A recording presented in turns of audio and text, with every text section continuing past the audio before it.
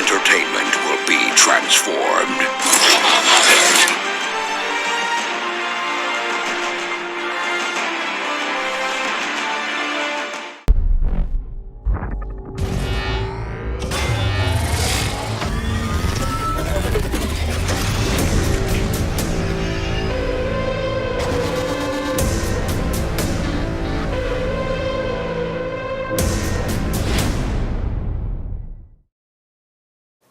Weep grog no weep ninibong, my fellow addicts. This is TFA 1024, the Transformers Addict here, coming to you with yet another video review. Today we're going to take a look at the Transformers of Last Night Premier Edition Deluxe Class Bumblebee. And you're probably wondering, well, where's the figure? Before we go through the actual review, I would like to just take a quick trip down memory lane and admire the many forms of Bumblebee that we have gotten, because this is the 10-year anniversary of the Transformers live-action movie universe, and I feel it is suiting to do such a thing. So, we will get to the actual review, but before we do, let's take a look at some previous forms of Bumblebee. So here we have old Camaro Bumblebee from the 2007 movie. It just does not like to stand on me for some reason. Nope, camera's not up, angled all the way. There you go. Here is the... I almost pulled out Battle Blades. Here is the 2007 new Camaro Bumblebee. And there you have those guys. Here you also have the Battle Blade Bumblebee from Hunt for the Decepticons / Revenge of the Fallen, and Dark of the Moon MechTech Bumblebee, who is... There we go, perfect. I almost said slightly mistransformed because of that shoulder, or that thigh piece. And then we have the final Bumblebees that we have had in the previous movie, High Octane and Premier Edition / Retail / Toys R Us exclusive Evolution 2-pack Body Bumblebee. And there you have them. So, without further ado, let's get down to the actual video review. So here we have two Bumblebees. What's this? Well, let me explain. Roughly around a month or 2 weeks after the first release of the Transformers of Last Night Premier Edition figures, someone on Cybertron.com reported that they found a variant of the TLK Bumblebee. The variant is the one that you see right here on the right. It has more black paint put on the roof and on the trunk section, whereas the standard one leaves it nice and yellow. And the easiest way you can find out about this variant is if you pay attention to the back of the figure in the box. And I'll show that off in robot mode, but first let's go ahead and take a look at the vehicle mode. But before we take a look at the vehicle mode, let's take a look at the packaging. We're going to move Bumblebee out of the way, bring the package in, raise the camera. So as you can see, you have a nice picture of the CG rendered the Last Night Bumblebee. Very reminiscent of his Dark of the Moon counterpart, his iteration. You have a continued piece of artwork right here on the side, and I love what they do with that. That's just really cool. He is a deluxe class. You got Transformers on the side. He is an Autobot, if you didn't know. Copyright stuff on the bottom, but you don't care about that. You have a nice little 1-sentence, 2-word bio here on the side of the box for Bumblebee. He is a courageous scout, with another piece of artwork that you will see on the top. And hey, what about the top of the box? Well, you have Bumblebee, Optimus, and Drift. And on the back of the box, you have your instructions and cross sales. He is in the same wave as Dinobot Slash and Berserker, and you can pick them up in Wave 1, each sold separately. So there you have that. Just readjust the camera. There you go. So yes, TLK Bumblebee. At first, a lot of people gave me heck for wanting to buy this, but the thing was, I enjoy the Age of Extinction mold so much that I'm willing to buy it as much times as I did the Evasion mode of Optimus Prime.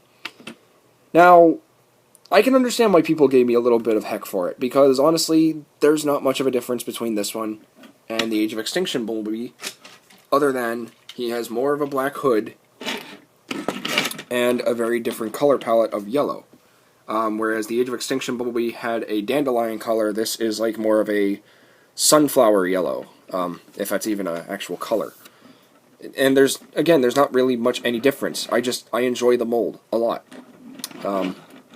And then when I heard about the variant, I decided to go and pick that one up because I wanted a more accurate Bumblebee closer to that of what we have in Wave 1.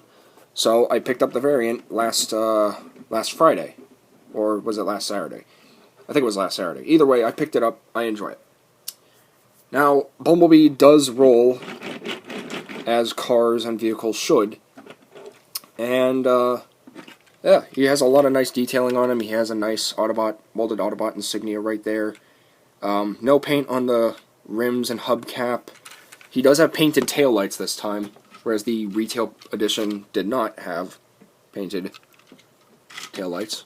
He does have his license plate, which I assume Repro Labels will make a 900 Stra sticker for that.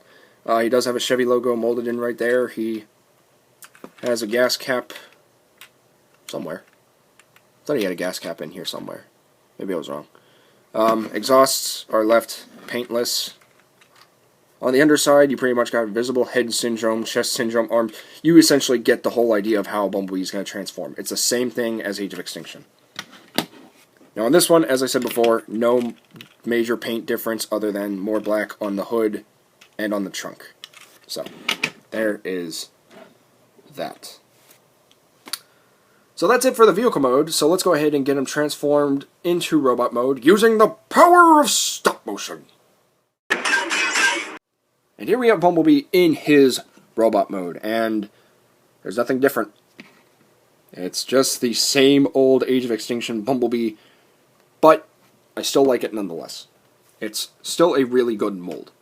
The articulation is exactly the same, the gimmicks are exactly the same, the accessories are exactly the same, and I see what they're doing in terms of trying to put him out there, because they're kind of doing that with 2007's toy line with the old Bumblebee and the new Bumblebee. They did it for Age of Extinction with High Octane and the regular Bumblebee, or the newer Bumblebee. Now they're doing that again because, and remember, the toys reveal stuff. So we might see this body again in the movie, and then we'll see him upgrade, because we have seen how the trans-scanning process works, and how they get their new vehicle modes, and how they transition to it, which I think is really, really cool. But if not, then this is just honestly your second chance to get the Age of Extinction mold. And I do strongly recommend this mold. It's a really, really good mold. Granted, I haven't done a proper review on Age of Extinction. I'm sort of just doing the TLK stuff for the hype. And honestly, because I don't have much content that isn't streams or gameplays or stop motion, so this is kind of keep you guys hold over as I work on the other stuff. But, yeah, definitely pick him up if you want him. And before I go, let me point out something. As I mentioned earlier, a Cybertron.com member pointed out about a month ago, or a couple weeks after, I should say, the first release of these figures, that someone found a variant of the Bumblebee. Now, if you look here, this whole back section is actually going to be like this in the box. It's going to be flat, basically going to have him partially transformed, so you can get a better look at the lower section. Now, what you want to do when you're trying to locate this variant is you want to take a look at the piece that's going to be the back of his trunk. And as you can see already, that's clear, and that's black bleeding through the transparent plastic. That is your way to verify the variant, to identify it, if you want it. I personally wanted it just because I liked the more accurate paint for the vehicle mode, and it works really, really well. I bought this, or I didn't buy this, my uncle actually bought this for me as a graduation gift, because I said it was the last one of the wave, but I never knew there was a variant until a few weeks after.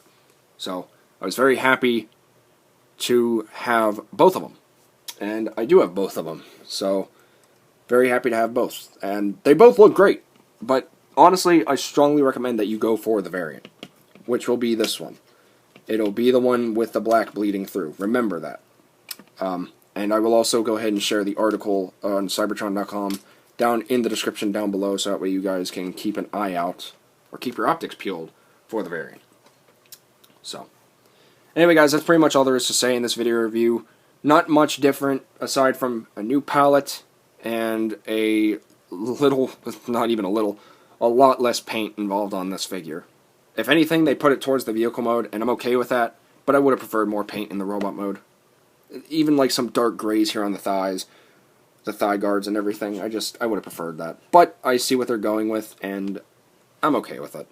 I'm not going to really nitpick over it. I'm just saying I have my complaints with this figure, but I still love it nonetheless. So, anyway, this has been my video review for the Transformers The Last Knight Premier Edition Deluxe Class Bumblebee and the variant. And I want to thank each and every one of you guys for watching. Please, by all means, if you haven't already, please be sure to like, comment, share, and of course, subscribe. Not only to watch my content, but to watch Cyborg Raptors and BC's content, because this is the only channel where your entertainment will be transformed. And if you want to contact me in any way, shape, or form, by all means, go ahead and leave a comment down in the comment section down below. Post or message me via the Facebook page. Also, like the Facebook page, and follow me on Instagram for exclusive clips, content, and info and coverage on my channel developments, as well as the developments within the Transformers franchise as they occur. And once you guys message me, please be respectful, be appropriate, and be patient, and I'll reply to you guys as soon as I can. But with all that being said, my fellow addicts, that's pretty much all there is to say. So, please remember, until next time, to get addicted, stay addicted, and TF addicts for life. This is TFA 1024, the Transformers Addict, rolling out. Peace.